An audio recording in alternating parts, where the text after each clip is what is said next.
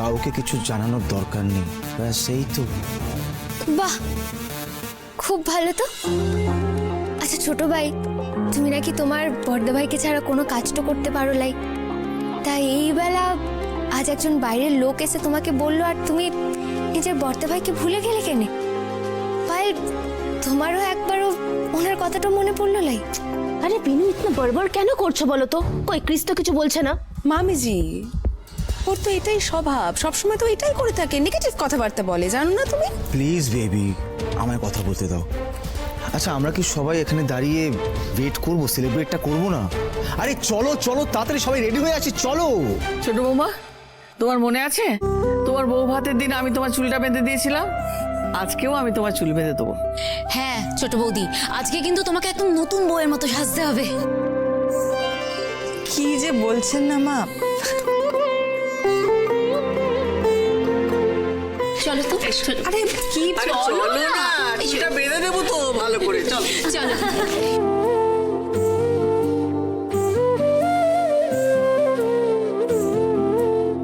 দা ভাই,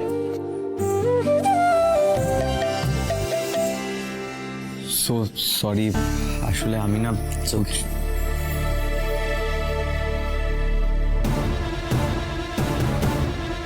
আয়ুষ, পায়েল,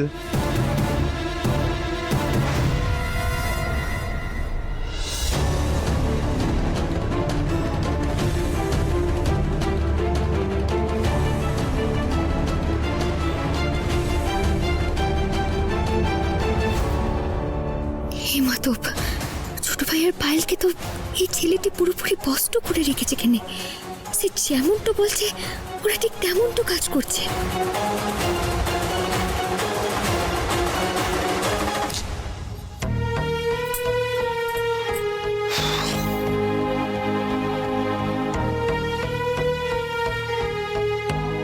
সরি বাবু, দিন কেন, আমি ঠিকঠাক করে দিচ্ছি। না না, আমি অন্য কিছু পরে নিচ্ছি।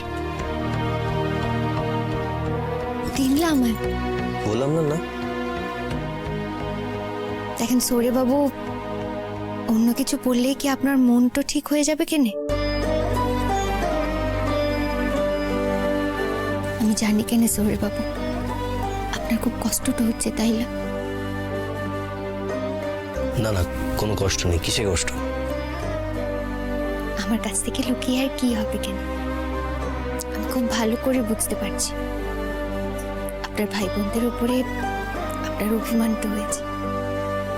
কিন্তু দেখেন কেন সৌরে বাবু, আপনার ভাই বোনরা কিন্তু আপনাকে সত্যিকারের আঘাতটা দিতে চায় লাই, আর আপনাকে বড্ড ভালোটো বাসে, আর সেই ভালোবাসায় কোনো খাতটো লাই।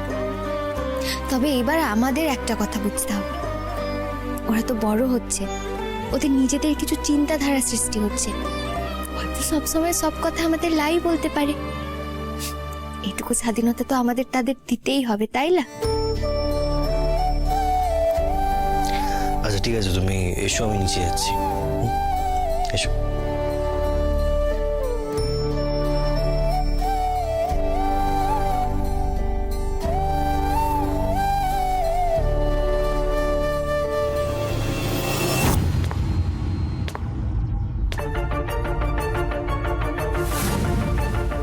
ভালো করে সেজে নাও বিনু,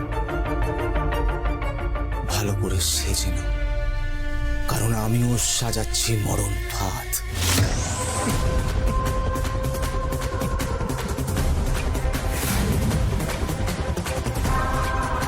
কখন যে আনন্দ সন্ধ্যা হয়ে যাবে নিরানন্দ, তোমার চোখের সামনে কখন যে মহাবিপদ ঘনিয়ে আসবে তুমি বুঝতেও পারবে না। তোমার অগাধ বিশ্বাস না মাধবের ওপর? আমিও দেখবো তোমার ভক্তি আর তোমার শক্তি কি করে গাঙ্গুলি পরিবারকে বাঁচায়।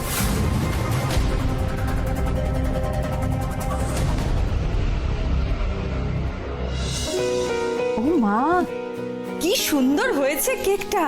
প্রত্যেকবার তো অ্যানিভার্সারির দিন একটু বাইরে যাই, সিনেমা দেখি, তারপর ডিনার করে ফিরে আসি। এইবার যে সকলে মিলে সেলিব্রেট করছি, এটা কিন্তু আমার খুব ভালো লাগছে। হ্যাঁ, ভালো ভালো ভালো তো বটেই, কিন্তু এত এত যত্ন করে গরুর গা ধোয়ানো হচ্ছে, আমি তো ভাবছি যে গরু এরপরে গোয়াল ঘরে যাবে না কসাইখানা, এটাই প্রশ্ন। চুপ করো না তুমি, কি যে যাতা বলো না। কাকিমণি ছাড়ো না, কাকাইয়ের একটু সন্দেহ করার স্বভাব আছে। আমার তো উল্টে সন্দেহ হচ্ছে বৌদি তোমাকে। তুমি যা মানুষ, তাতে এই ছেলেটার এত রকম ন্যাকাবানা আদিক্ষেতা তুমি কি করে সহ্য করছো আমি বুঝতে পারছি না। কাকিমণি কেকটা কাটো না, কাকাইকে বোঝাও। কাকাই, এই কেকে বিষ নাই। এই চলো কেকটা কাটি।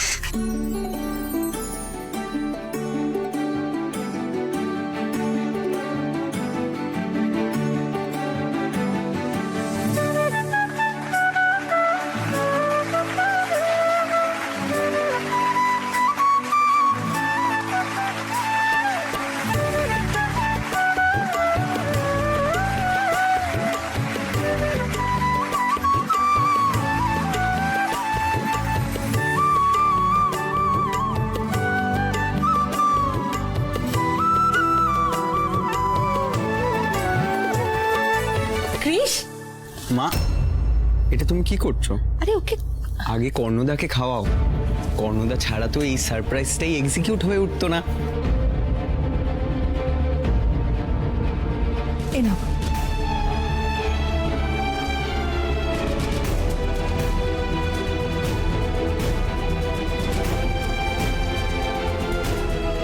দিদি জি, কর্ণ তো দেখছে পলক ঝপকতেই সবার মন জয় করে নিচ্ছে। এখন আয়ুষ পায়েল ওর দাদা ভাইকেই না ভুলে যায়।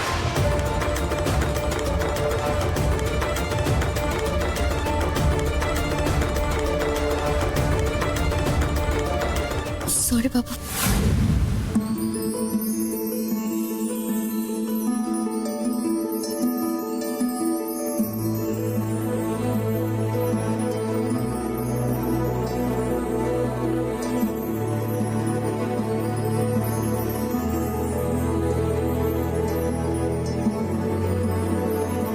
কি ব্যাপার, আমার আর লিপির প্রতি এত আদিক্ষেতা, এত পীড়িত তোমার নেই? এত কিছু করছো, আজকে বুড়ির পাটাটা কে, কাকে টার্গেট করলে?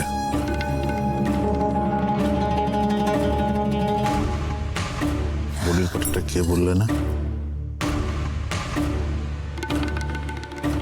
ক্রিস, নে খা। আরে খা না, আকর আকর। বিনু, নাও। না না কাকিমণি, আমি তো কেকটা বিনু, আমরা জানি তুমি ডিম দেওয়া কেক খাও না। তুমি চিন্তা করো না, ওটা এগলেস, তুমি আরামসে খেতে পারো। প্লিজ খাও।